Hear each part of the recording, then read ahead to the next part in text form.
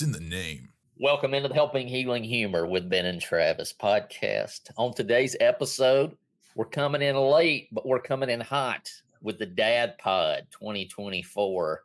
And so we'll have that conversation about all kinds of fun things according to dadhood right after these important messages. This episode of the Helping Healing Humor with Ben and Travis podcast is presented by Faulkner University. Faulkner University is a private Christian liberal arts university based in Montgomery, Alabama, with a mission to provide an education anchored by not only intellect, but also character and service. The Faulkner experience aims to educate the whole person. Every individual matters every day. We all want to become better versions of ourselves. No one wants to remain trapped where they are because of missed opportunities and unrealized dreams. At Faulkner University, we believe your dreams don't have an expiration date. We understand that you're looking for more than a degree. You want to find your niche and thrive in your career. Whether you're a high school senior just beginning your trek or an adult student looking for a better path, Faulkner is here to help guide your journey. Go to faulkner.edu to apply or get more info. That's faulkner.edu. I'm Travis Creasy. That over there, if you're watching the video, is all-pro counselor Ben Hayes with 3-Chord Counseling. What's going on with you, boss? Man, I'm doing good. It's been a little bit crazy getting back into work after you and I got to spend some time down at the Gulf, and thankfully had a pretty good week. Weather was good, all that good stuff. And then, man, when you got to come back after a week out, it feels like there is a mountain of stuff to get accomplished. So, you know, maybe not for you guys who get the summer off, right? You get the summer off as a teacher. I know all the teacher friends are going to kill me now. You don't really get the summer off, but I know you've got football going on, so I'm sure that's all fun. Yeah, we're talking about men's mental health for that very reason. But Will, what's up, man? I know you're getting ready to cut out of here.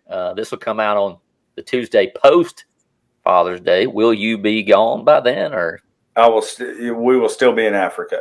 Yeah, so you'll be leaving. No, you'll be leaving for. You leave on Tuesday. We leave on this Tuesday. Coming up. Yeah, so this is when it'll post. So. Oh, you'll be on the ran for Will, man. Yeah, I'll be 16 hours in a plane. Let's hope everybody's prayer life is real good this time of year, you know, as you are over the Atlantic Ocean for 13 and a half hours. So Blake sent me a reel the other day and said, "Hey, you're on the longest flight that Atlanta does." And I said, "You're not making me feel any better." So, so good. We're going to talk about mental health. Yeah. Anxiety of being in a plane. So, but things are good. Things are good. There you go. I don't know. Maybe I'm just so busy, but it seems like this is the least hyped Father's Day, or maybe I just haven't. I've not heard anything. In fact, I had to look yesterday and say, "Is this weekend Father's Day?" Because I didn't even realize it. So, and we're all dads, and so like the best dad gift, Father's Day gift you could give us post Father's Day is go to travisloveshaiti.com. Y'all didn't see that coming. You didn't see. I mean, that was just like professional transition there. But yeah, like if you want to get us a gift, or maybe your dad, maybe this is you're like, oh man, I totally forgot. It was the least hyped. I forgot completely. Nothing like donating a Bible in your dad's honor for Father's Day. And if nothing else, you can get us a gift by donating. Or here's an idea. Just type in travisloveshaiti.com on your social media and share it with all of your friends and followers. And that'd be a tremendous deal. So we're doing 12 for 12. We're trying to get those Liberté ministry guys in front of 12 new congregations. They're coming to Riverside Church of Christ in September, I believe. So there's at least one, right? So we got one of the 12. Your congregation needs to be one of those. And of course, we're donating Bibles for $5. You can donate a Bible in the Haitian language, and we're matching a bunch of those up to $100 worth of donations. So go do that for us. But as we jump in here, we're going to talk a little bit about being dads and men's mental health. Ben, you mentioned football. I don't know what was going on last night, but man, I was in a mood. And one thing with age that I've gathered is that when I'm in that mood, you know, at the end of the night, Whitney's like, "Why are you so ill?" And my response was, I don't know. I don't know why that I feel the way I feel. But she knows that once this mouth gets quieter, there's something that's not right. So I was really hoping she was going to say, why are you in this mood? And your response was just going to be, get off my lawn. yeah, But then that would have ended badly because you would have been in the doghouse all night. But I'm trying to avoid that by keeping my mouth shut. yeah, I think there's something to, there's that old phrase that people say, grumpy old men. So I think, there comes a point where I think it's life, in some ways. Some of it is we get a little bit jaded over just, the things that we've dealt with throughout.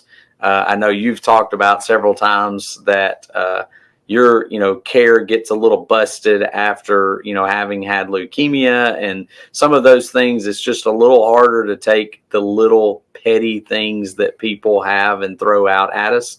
But I think also there's something to be said, especially guys our age, is the busyness. The more busy that we are, the less likely that we are to be patient. And I know on the weeks when I'm really stressed and I've got a lot going on, we've talked about that phrase a lot of times, hungry, angry, lonely, tired, bored, stressed. When those things come in, that creates kind of a weakness for us. And so I think we're more likely to blow up, more likely to be impatient, more likely to say things that we shouldn't say, or discourage people in the ways that we shouldn't when we have those moments. I think as dads too, and I guess just as men, well, I don't know if I call myself a man. I'm a man. I'm 40. Yeah. Almost. I was talking, one of our Bible class teachers here, they're going through Genesis, and his topic the other night was the Sabbath. And I just don't know if as dads and men, like, we really know how to just rest. And I think because I think about, like, what is it that I find, like, activities that I find peace in, or hobbies, and I'm like, they're not things of rest.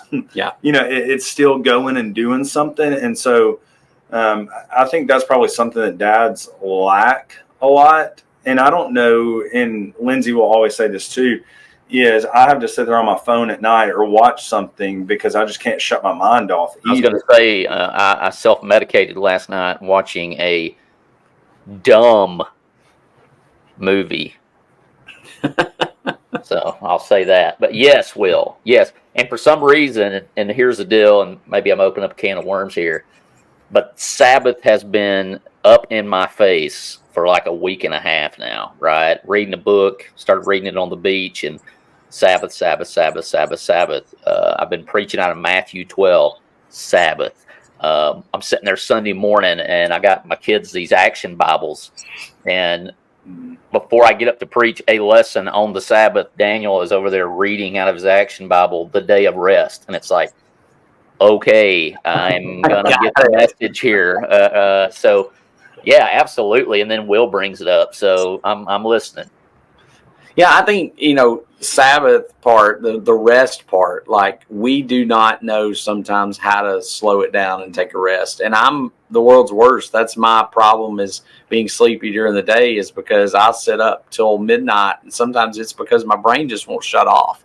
And so sometimes I've either got to stick some music on, or I've just got to make myself put my phone away, and I'll still lay there, like, with spiraling thoughts of whatever, happened yesterday, or the things that are going on. And Kenya kind of showed me, she's been reading a book or listening to one, and she let me listen to a part of it that was sort of about the whole worry thing, got Ben and Travis and the worry coaster coming out. So, I still struggle sometimes with worrying about things. It's just my worries are different than they used to be. So I think a lot of times we do struggle with that. But I think the second thing that maybe is a huge key to this is men really struggle with talking about it and with sharing it. And the group of people that are least likely to go and get counseling or want to talk to somebody about their troubles. And sometimes that even includes your friends. You just kind of hide it from them. How many times have we heard of things that have happened or breakdowns that people have had, or even, violent acts people had, and people say, man, I had no idea that they were going through any of that kind of stuff. And so we just don't talk about it. And so there's a lot of people who are at risk, men especially. I think even the larger group of people who are least likely are African American men, are least likely of any group to go and get help. Sometimes that's just because they refuse to. Sometimes that may be hindrance to the ability to do that. And so if you know people who are struggling, or you think they might be struggling, it might be okay just to say, hey, I'm here for you. You need anything? Can we talk? Can we go get a cup of coffee?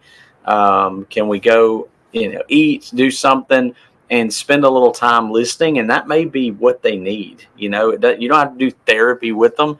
You don't have to know techniques, because we've talked about before, the greatest technique that any counselor has is just the ability to connect with people and the ability to let people talk and share. And so I think that's a big thing for men, is we just don't talk about it enough. Well, we think, I'll speak for mine, and I won't speak for everyone else, but what I generally see is, as men, we want to provide, right? And so any crack, any in the structure and the foundation seems to be admitting that we don't have control, that we don't have security, and we can't provide that. And so really it's kind of flipping your thinking on that, like, hey, everyone, regardless of gender or whatever, has those things. And so that should be obvious. And so hopefully that kind of relieves the pressure to not show those cracks in the foundation. That's one of the foundational points of Scripture and the Bible and spirituality and Christianity, is that we can't do everything. Paul in Romans 7, right? It's like, I know in my head what I need to do. I know that I need to share these things, but I just don't know how. And so even last night, right? Like, why are you so ill? I don't know. And a lot of it was because I was engaged from 7 a.m. thinking of all these things all the way up till like 9 o'clock. And then you run into that situation where maybe you haven't talked to your spouse all day. And so 9 o'clock rolls around, and maybe the things that you need to discuss aren't necessarily bad things. They need to be discussed, but you just don't have the brain capacity to handle that. And it really isn't fair for anyone, right? Because they need to share. They need to talk about those things. They are things that need to be talked about. But like all day, all you've thought about was everything else. And then you feel kind of selfish, right? Like, I need this time, but I really need to be serving the people closest to me. And so it's very tough to balance those thoughts out. It's interesting to me, just this, I guess, say in the past 2 months, I've had several of our teenage guys here like come to me and really want to sit down and discuss and talk about things. And so I would even encourage, dads and men that are listening, like, the way that you handle some of your stressors and worries, like, directly impact what the young people that you're around, like, what they're going to turn into as well. Yeah. Because it's these guys that I see at 15, 16, 17 that are just, whatever's going on in their life, may not be a huge deal, but to them it's massive. Yeah. And they want to talk about it and they want to discuss it. But there's like some gap that happens, once you turn 21, 22, 23, that's like, I'm a man, can't talk about this anymore. And I think if men could just be more open, to their emotions. And I look through Scripture, and there's a lot of dudes in Scripture that were very emotional people. Yeah. And if we can at least show that, I think we directly impact a ton of future generations and how they handle things, as well. So even if you don't want to do it for yourself, know that there's some sons, grandsons, and just, I guess, sons in the faith that are watching and are needing that, I guess I would call it that okay, or that permission to go, hey, I can talk about this, and it is, it is normal because everybody struggles and everybody, has those days where it's like, I wish I could get away. So, yeah, let's talk about how expectations play into that, Travis. I mean, how much of our frustration is based on expectations, because who's got expectations of people, of dads specifically, as we talk about it on this podcast. You've got, you feel like, at least, and I'm sure our wives have expectations of us. They're probably pretty low for the three of us, but they have expectations of us, and at least we project those expectations on ourselves. Like, I got to provide, I got to do this, I got to be strong, I got to, a lot of people always use that phrase, I got to be strong for my family in difficult times. And so there's that, what we perceive at least as expectations. Our kids have expectations of us, our work has expectations of us. And so those sorts of things build up a lot of stress and a lot of anxiety. And then we have expectations of ourselves. And so, helping each other understand. I think a lot of times we look and I compare myself to Travis, or I compare myself to somebody else, and then that puts even more expectations, and everything's different. Everybody's different. And so recognizing that we probably make things worse by the expectations that we have and that we perceive that others have of us. And that brings a lot of stress as well. I find it interesting, that Peter in his epistle, says, 1 Peter 4:8, above all, keep loving one another earnestly, since love covers a multitude of sins. And I have oftentimes, as a football coach or a coach in general, have told them while playing the game, hustle covers a multitude of mistakes, right? And while both of those can be true, obviously love takes the precedence. A lot of hustle for our kids and our wives can oftentimes maybe not cover the multitude of sins that we think it should. But if you connect the two, right, and you say, I love you, and then you hustle to show that, it's a good combination. We don't ever want to have our hustle, or at least even perception that our wives and our kids would perceive that our hustle is actually not, giving them the attention it deserves. We want to always mix those two, right? That we're saying that we love them, but also showing in our actions and that it's interpreted in that way. The hustle sometimes, I feel like, my biggest regrets when I lay my head on the pillow or usually have to deal with how I've treated my kids and my wife that day. Like, even if I've not treated them poorly, I haven't really given them my attention like I should. And so in one sense of the word, you would think that we get off the hook, right? The Bible tells us that we need to love our wives. And so sometimes that's just simply saying it. But man, can those words sometimes be very difficult to say and express. And man, I've seen it in my own life that even just a passing, I love you, can go such a long way in relieving some of that. And of course, the Bible is perfect in its response that we want respect, right? Yeah. We want to hear that stated, even as I've said before, my lawnmower, my kids have been playing on my lawnmower and my deck's really low. And so my grass looks atrocious. It looks like I tried to give myself a haircut. And even then, Whitney with the yard looks good. And I'm like, I'll take it, It makes you want to do those things. And it's just a passing thing. There was nothing with it other than just a statement. And so if you're out there and you're listening and you're like, man, how can I help my husband's mental health? And I don't really even have time to deal with my own. It can be simply something like that. Like, man, I just appreciate this about you, and boom, we're on to the next. It's not like men actually want to sit there and talk a whole lot anyways, but no. Well, I mean, I've had several clients, even some very recently that I've talked to, and that's the issue. They feel disrespected. And that's a major issue. And you said it right. I think God in Ephesians chapter 5, he's saying, women, you're really good at showing love and affection, the best there is at doing that. But you may need to work a little bit more on the respect end of things.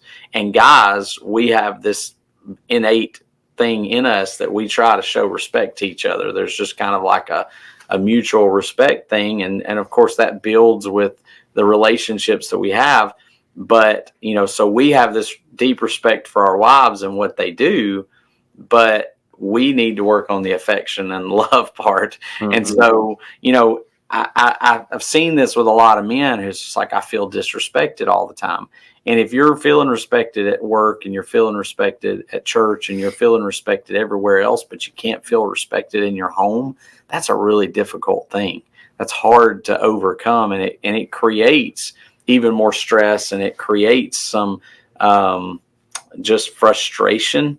And then you get into those spirals of the relationship's not good. So just make sure, feed that respect as much as possible. Hopefully, men, we can stand in there and show affection and love, and then that's a well-oiled machine that's working together. But there needs to be that shown. So kind of along that line, but also going in back to something we talked about earlier, Travis, how are ways that you guys, and I'll just throw it to y'all first, how are some ways that you guys do take time and take that break for yourself so that you can, you hear the old adage of, you can't pour out of a pitcher that's empty. You can't pour out of a cup that's empty. And so you've got to get your cup, and then that overflow is what blesses other people. So how are some ways that you guys refill your cups? Maybe that'll help somebody else get some ideas on the rest, the Sabbath, or the refilling of self that allows you to reach out and help others. Will? No. I was gonna steal your ideas, whatever you're gonna say. Yeah, I think for me, this is gonna sound. This is so typical male. Is like going to Africa for Lindsay and I has been very much a space of rest. Like we do get that we're busy, and a lot of people are like, oh, you're just going over there and have a lot of fun or whatever. Yes. And yes, it is fun, but every night and over there, different hemispheres. So I think they woke up the other day and texted me and said it was 44. And so every night we actually get a fire going, sit around a fire, and everybody will sing and we'll just talk. And so there are some specific moments of Africa that I'll look at and go, man, this is what the rest really is. Just sitting aside with people that you love that aren't concerned about, your house in the States, your financial status within your community. It's just people that go, we really want to love you, and we just want to thank you for being here and taking the time to sacrifice, to come. And so there have been some service opportunities that I have looked at as very refilling of my cup. And so that's kind of like the male busy way to rest. The other one for me, and Lindsay would make fun of me, she will make fun of me for the rest of my life for this. I will take an hour and a half shower, or I'll lay in the tub for a long shower. 4 hours. The greatest invention, if you want to get something, is a tankless water heater for the man in your life or the dad, because they are phenomenal. I was about to say, mine would not last for an hour and a half for sure. That tankless water heater is, God's gift to Will my hen. But there's something about water for me. And I've read a little bit about it, that sometimes being in water just kind of recenters people. And whether that be the pool, the beach, I love to get out and just go swim. Not going to do that this year. But taking some time just to sit and truly relax and just go, I don't care what anybody wants me to do, and there's not a lot of those moments in my life at this point, but I try, every now and then. Service and water. There you go. That's mine. How about you? I try to do one of these three every day: laugh, read, or exercise. And sometimes it's read. I get 10 pages out of the book I'm reading. I try to get 10, or laugh, or exercise. And really, this is going to sound cliche, but just trust God to get it done. Like, hey, here's 3 things that I want to get done today. And outside of that, and sometimes that list is a lot longer than 3. Yesterday it was overwhelming, that the things that I had to get done. But, just trust God that he's going to overcome where I mess it up. And that's what keeps me preaching. That's what keeps me teaching. That's what keeps me coaching. That's what keeps me being a dad. And, going back to what you said, expressing that you get off the phone with somebody, I love you.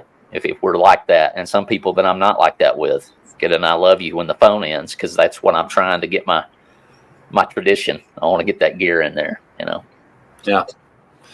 I probably, could echo some of those things, and I'm still trying to perfect it, but I did a really good job, I felt like, at the beach of putting my phone away, and just like I would pull it out and take some videos or take some pictures, and then I would just go stick it back in the bag and go back out to the ocean, or set it down and go get in the pool and forget about it for a while. And even when we were in the room, tried to just not be on it all the time. And I felt like that was pretty refreshing, not being overwhelmed with the things that normally are there.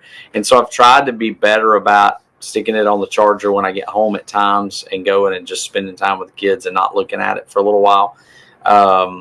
Sometimes I'm like you, laughing helps me. So sometimes I find myself looking through videos and finding funny things to laugh about, just to, get a little lighthearted. I probably, waste a little time on Call of Duty, just on my phone, just playing. And I know you do the baseball game, some things just to kind of separate from reality a little bit. I know that's I don't do a lot of that, but I try to, maybe a few times a day, just kind of not be thinking about the other stuff, do something fun to engage my brain a little bit in a different way.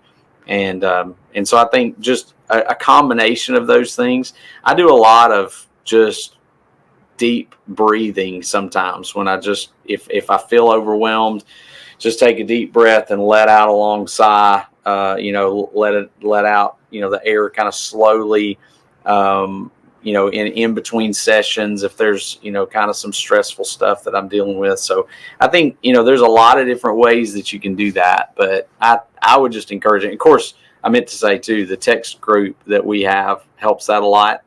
Whether it's the videos you guys send that I can laugh about, or it's the, just being able to say, hey guys, I'm struggling today, or, just sharing life with 3 or 4 guys that I feel like kind of can relate. That's been a huge help over the last couple of years. It's funny you mentioned the baseball game, because it's like all of my friends group are on the baseball game. And so as weird as it sounds, that's me hanging out with you guys when I don't get to hang out with you guys. Hey folks, on August 24th, join us at the Marriott Shoals Conference Center for the 2024 Heritage event, sponsored by Heritage Christian University. This year, we're proud to have Ricky Skaggs and Kentucky Thunder headlining. Experience an incredible evening of bluegrass music while supporting a great cause. All proceeds are used to prepare students for thriving ministries worldwide. Secure your tickets at hcu.edu today, and I'll see you there. The TravisLovesHaiti.com question of the day, and that question is, what's something you've done in the last year that might qualify you to be the dad of the year? And I'll start while you guys think. I did give you a heads up, and I'm going to have to hurry, because to continue to be dad of the year, that means I need to pick my kids up at VBS by you're up against a wall. 11:30. But I have tried to institute the rule of 25. And so here in a minute, when I get my kids home from VBS, we're going to take 25 shots on the basketball goal. We're going to take 25 passes with the football. That's 1 to Haley, 2, 3, all around. And then 25 pitches with the wiffle ball and the bat. And that we're going to get that outside and shoot for 25 in each one of those. And then, I've at least checked my box weekly, as in WEAKLY, weekly for the day. But at least we got that opportunity. So sign me up for Dad of the Year. Yeah, I like it. That's really good. Will, what do you got? Oh man, I'm not even in the running for honorable mention of Dad of the Year. Riding in the Jeep, baby. Let's go. That's a good one. Yeah, the Jeep's fun. Amy and I have started Eno dates now that the weather, and so right now in my Jeep there are 2 Enos connected to the cage, and so I bent the mailbox the other day because she was like, Dad, just hook yours too. So I did, and we bent the mailbox, and we went to, they didn't put it in deep enough cement. And then Blame it on others. We went to the river, and we actually put Encanto on the back tire of the Jeep and mounted the computer, and we just hung in Enos for 2.5 hours, So Amy has reached the age now where she can go on youth group things. And so I think she thinks that's kind of cool. Oh, yeah. To be able to hop in the bus, as terrible as the Highland Park transportation is. She thinks it's awesome, so she spent yesterday riding around in the bus with the youth group. And so some things like that, just being able for her to be not a distraction at youth events, but be able to go has been a lot of fun. So maybe some cool points teaching at Marseille. I always see her class, and it's just, there's Amy's dad. So, maybe that gives her a leg up on some people. I got nothing. I mean, I got nothing that's anything, mind-boggling or crazy. I think I've tried my best to think of ways to engage with each of the kids, if not on a daily basis, on a weekly basis. It may be I rode to a bunch of games to watch Jay play, Destin's boyfriend. We would go watch basketball, watch football. We'd spend a lot of time in the car talking, to go watch those games. Try to wrestle with Cypress every night, and take a few moments to do some stuff. And, so just things like that I think, I know it's been a little over a year, but the Alaska trip with Jackson was an amazing time, just getting to spend some time with him. And like I said, at the beach, I think just unplugging, playing in the water, doing that castle moat ain't no joke, man. That castle moat was pretty amazing. Awesome. You check that video out. I'd nominate you just for that, because I ain't got the patience. Ben's Dad of the Year just because he's able to recall all of his kids' birthdays. Most of the time. That's impressive. I dropped Haley and Daniel off at VBS, and I was like, got to the birthday registration. I was like, maybe. And then I had Don't worry, I do that too. So, well, guys, let me tell you, I love both you dudes, and I think you're killing it. I would nominate either one of you for Dad of the Year, and that's even with Minister of the Year. So appreciate you guys putting up my text messages, giving you craziness. Will, I hope Africa is amazing, and look forward to hearing the stories about that. Take care of my family while you're there.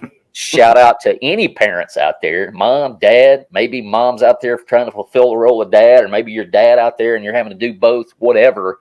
Just keep on trucking, right? We're here to help you. We're praying for you. And we hope that your day is great. And if there's some way we can help you, hello@benandtravis.com. We'd love to hear from you.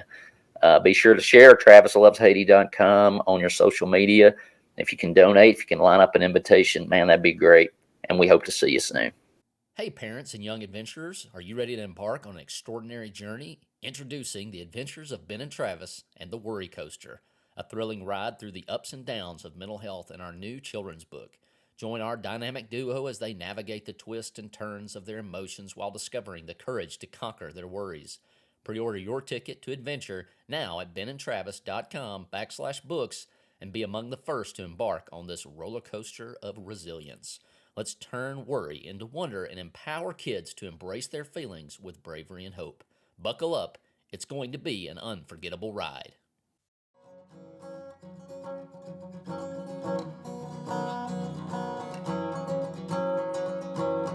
Thanks for being with us for this episode of the Helping Healing Humor podcast. Be sure to download our free ebook, 28 Days of Focused Living, at benandtravis.com and receive all of our Helping Healing and Humor extra content directly in your inbox. We look forward to having you join us at the same Ben and Travis time, same Ben and Travis channel.